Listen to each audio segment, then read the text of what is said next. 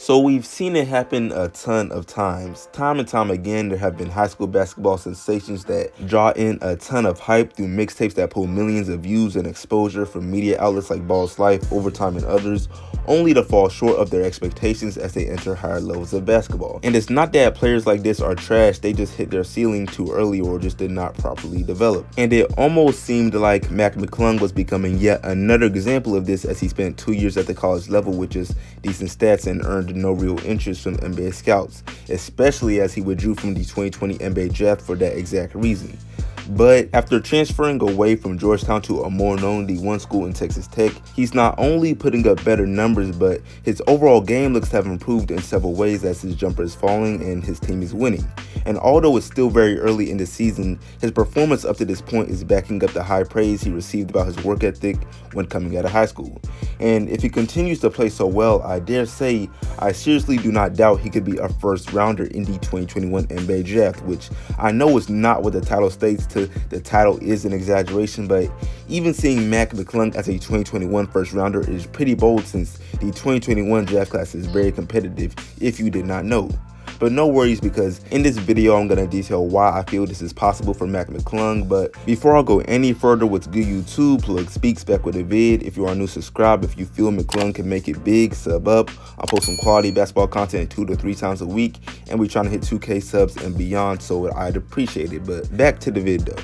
Alright, so this is not a what happened video, so I'm not going to go too much into McClung's past, but some things must be mentioned to really put things into perspective. So Mac McClung was part of the 2018 graduating class in high school, and although he showed an impressive scoring ability and was a very well-known player for his super athletic dunks and many viral mixtapes, ESPN only rated him as a 3-star recruit, and he would receive just 2 D1 offers, one from Georgetown of course and the other from Rutgers. And already I can already hear, you may be wondering why such a popular athlete had just 2 offers, and honestly it's most likely because scouts did not see much in him other than an explosive guard that stands at 6'2", which is not a bad height for point guards, but as the game evolves with 6'7" floor generals like Cade Cunningham, scouts just were not too impressed with McClung's overall game.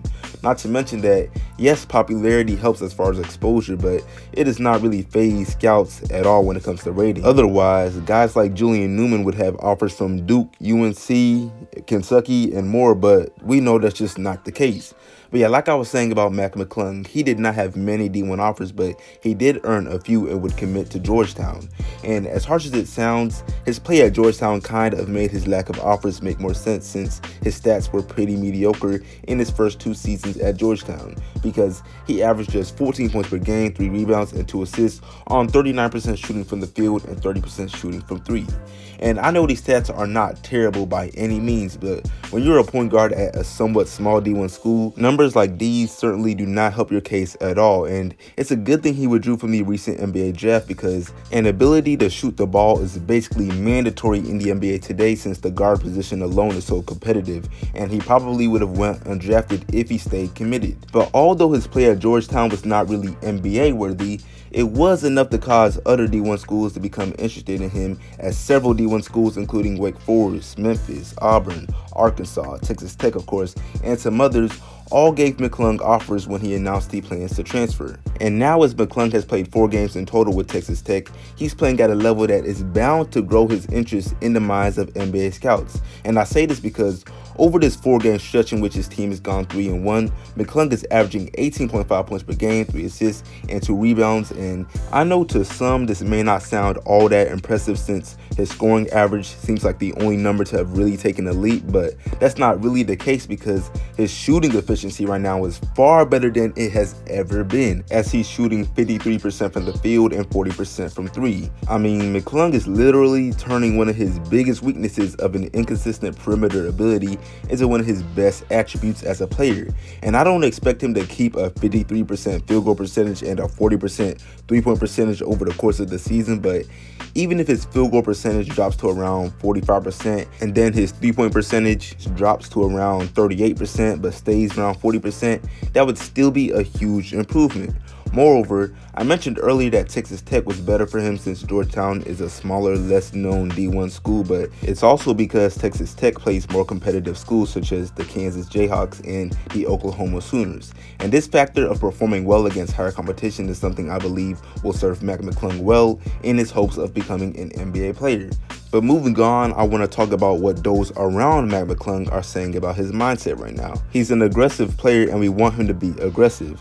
He's trying to take that next step to become pro with efficiency.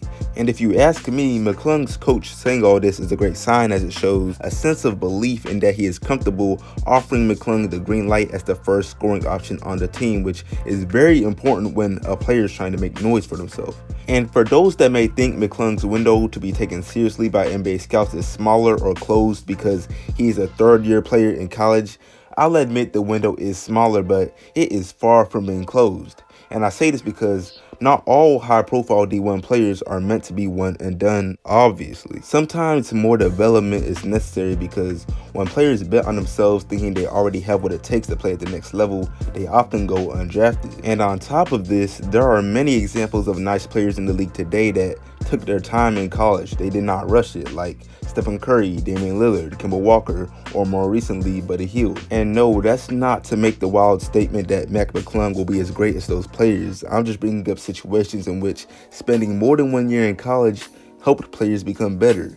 And as Mac McClung takes this extra time to develop, he is getting closer and closer to the level of an NBA pro player. Not to mention that, in the words of Mac McClung himself, by withdrawing from the 2020 NBA draft, he was able to hear what the decision makers thought about his game, and that this informative information has allowed him to feel good about where he stands going into this season with Texas Tech. And I don't know everything, but I think it's safe to assume that the things NBA scouts or decision makers pointed out to McClung were primarily his shooting ability, which he has improved on greatly, but also his playmaking ability, which could honestly still could use some work, especially since his height limits him to the point guard position. So there is no bailout like hoping he could just play shooting guard in the NBA. No.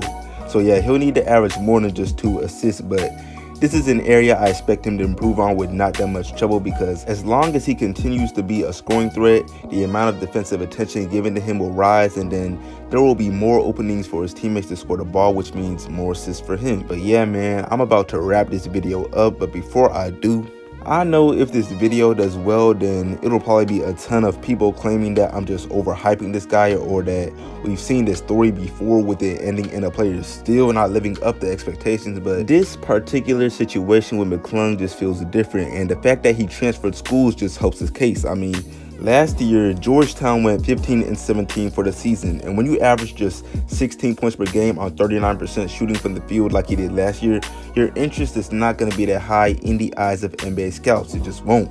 But like I said, based off what this guy has shown at Texas Tech so far, one can only give him the benefit of the doubt and hope that his work comes to light. But yeah, that's gonna do it for this video. I appreciate y'all watching, man. Let me know what you think in the comments.